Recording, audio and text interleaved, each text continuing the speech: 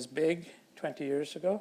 So we used BioAlcamid, and these were some of the patients. We were glad to use BioAlcamid for the simple reason that if you used Sculptra, you ran the risk of a needle stick injury because they needed 5 treatments with about 70 injections per treatment.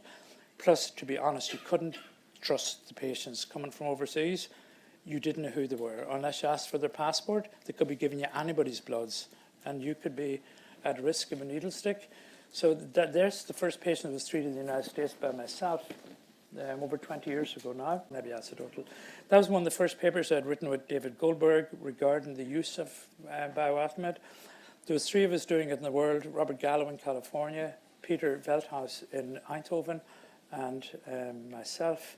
And I'd treated about 45 patients.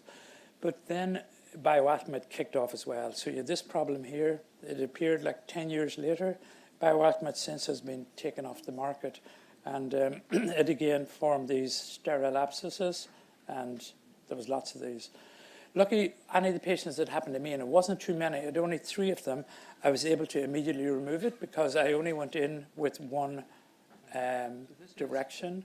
That sort of, so I knew how to take it back. So that was Alex Cucitino. He got an award from Bono 2003 in New York, and he had treated all these HIV patients, but his patients were dying. And even though he sort of had presented, and that was me so back then, and I said, look, it has to be the drugs that are doing it, because everybody was telling me that it was HIV because the patients who were living longer than the drugs were suddenly developing this lipodystrophy phase. My background is science also. It made no sense to me because they were getting big humps on their back, up to 4 pounds of fat. Their faces were gaunt. And to me, that sounded like a drug doing it. Why in God's name would HIV do that? It made no logical sense. So in the end, even though I stuck out, and in those early days, you had to hold your place because everybody was an expert, a bit like now, and we were proven right in the end because the new ARVs don't do it at all. So I mean, we don't tend to see HIV lipoatrophy anymore, but it was a big, big problem because even though the patients were living with HIV, they couldn't appear out in the public. They were so gaunt.